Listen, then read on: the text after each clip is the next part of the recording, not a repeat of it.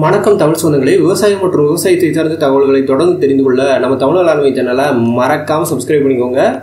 இன்றைக்கி நம்ம என்ன பார்க்க போகிறோம்னா, இந்தியாவில் இப்போ சமீப காலத்தில் பெரிய லெவலில் வளர்க்கப்படக்கூடிய ஒரு முக்கியமான இனங்கள் தாங்க இந்த உஸ்மானாபாடி இனங்கள் ஆனது. இந்த இனங்கள் மிகப்பெரிய லெவலில் அதிக லெவலில் வருவாய் ஈட்டி கொடுக்கறதுனால மிக இனங்கள் பார்த்திங்கன்னா பெரிய லெவலில் வளர்த்துக்கிட்டு இருக்காங்கன்னு சொல்லலாங்க. இந்த இனங்களுக்கு பின்னாடி இருக்கக்கூடிய நிறையா வகையான சிறப்புகள் இந்த காணொலி வாயிலாக நீங்கள் தெரிந்துக்கோங்க.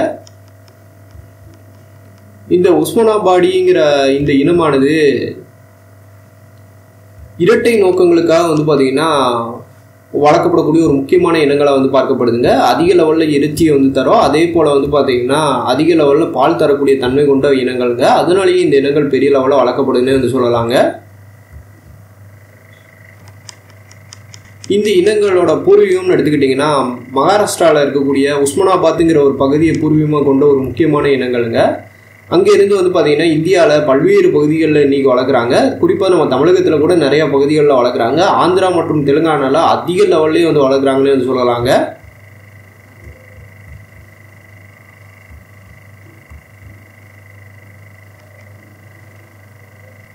இந்த இனங்களோட உருவ அமைப்பு மற்றும் நிறைய வகையான தகவல்கள் பார்ப்போங்க. அதாவது இந்த இனங்களை பொறுத்த வரைக்கும் கருப்பு நிறங்களில் தாங்க பெரும்பாலும் காணப்படும். ஆனால் சில இனங்களில் மட்டும் பார்த்திங்கன்னா இந்த வெள்ளை அல்லது பழுப்பு திட்டுக்கள் பெரிய லெவலில் காணப்படலாங்க. இந்த இனங்களோட முக அமைப்புன்னு எடுத்துக்கிட்டிங்கன்னா இந்த ஓவல் ஷேப்பில் இருக்கிற மாதிரி இருக்குங்க. அதாவது மேலே பார்த்திங்கன்னா கொஞ்சம் விரிவாகவும் கீழே பார்த்திங்கன்னா கொஞ்சம் ஒடுக்கமாக வர மாதிரி இருக்குங்க. இதே பார்த்திங்கன்னா கொம்புகள் நேராக வளர்ந்து இருக்கிற மாதிரி இருக்கும், பின்னோக்கி இருக்குங்க. காதுகள்ங்கிறது தொங்குற மாதிரி இருக்குங்க. கொஞ்சம் மென்மையான காதுகள் கொண்டதுதான், கொஞ்சம் நடுத்தர உயர காதுகள் தாங்க.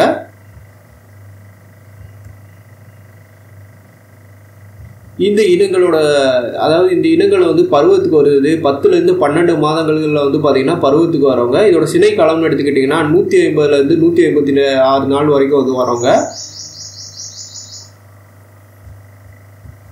இது பார்த்தீங்கன்னா குட்டிகள் எவ்வளோ இடம்னா 35லேருந்து 40% வரைக்கும் ரெட்டை குட்டி போடக்கூடிய ஆடுகள் இந்த இனங்களில் இருக்குங்க. 3லேருந்து 5% பார்த்தீங்கன்னா 3 குட்டிகள் வரைக்கும் போடக்கூடிய ஆடுகளும் இருக்குது. மிச்சம் இருக்கக்கூடிய சதவீதங்கள் எல்லாமே ஒற்றை குட்டி போடக்கூடிய ஆடுகள் தாங்க. பிறக்கும் போது குட்டியோட வெயிட் பார்த்தீங்கன்னா 2.5லேருந்து 3 கிலோ வரைக்கும் வெயிட் வரவங்க. இந்த இனங்களோடைய நீளம் மற்றும் உடலோட உயரம் பார்த்தீங்கன்னா எந்த லெவலுக்கு இருக்குன்னு பார்ப்போம். கிடா மற்றும் பெட்டை நம்ம பார்ப்போங்க. கிடாவோட உடலோட நீளம்னு எடுத்துக்கிட்டிங்கன்னா 66லேருந்து 69 சென்டிமீட்டர் வரைக்கும் வரவங்க. இதே கிடாவோட உடலோட உயரத்துன்னு எடுத்துக்கிட்டிங்கன்னா 74லேருந்து 77 சென்டிமீட்டர் வரவங்க. இல்லை பெட்டையோட உடலோட உயரம்னு எடுத்துக்கிட்டிங்கன்னா 75 சென்டிமீட்டர் வரைக்கும் வரும். இதே பெட்டையோட உடலோட நீளம்னு எடுத்துக்கிட்டிங்கன்னா 68 சென்டிமீட்டர் வரைக்கும் வரவங்க.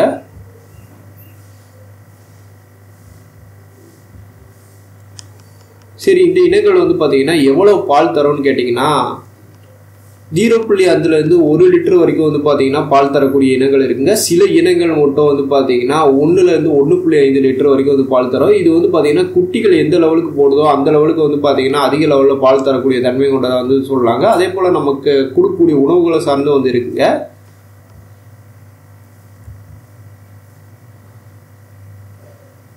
சரி, எவ்வளோ காலங்கள் பார்த்தீங்கன்னா பால் தந்துக்கிட்டு இருக்கோன்னு கேட்டிங்கன்னா 120லேருந்து 150 நாள் வரைக்கும் பார்த்தீங்கன்னா அதிகபட்சம் பால் தரக்கூடிய தன்மை கொண்டதுங்க.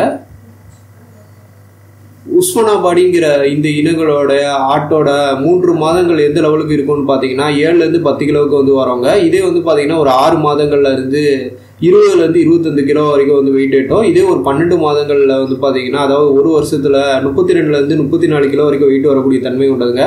அதனாலேயே இந்த இனங்கள் பெரிய லெவலில் வளர்க்கப்படுதுங்க.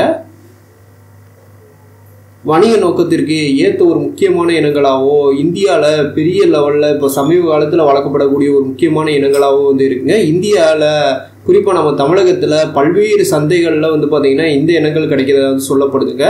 இந்த காணொலி உங்களுக்கு பிடிச்சிருந்தா மறக்காமல் லைக் பண்ணுங்கள். இது போல காணொலிகளை நீங்கள் தொடர்ந்து பார்க்க நீங்கள் தமிழ் வேளாண்மை சேனலை மறக்காமல் சப்ஸ்கிரைப் பண்ணிக்கோங்க. நன்றி.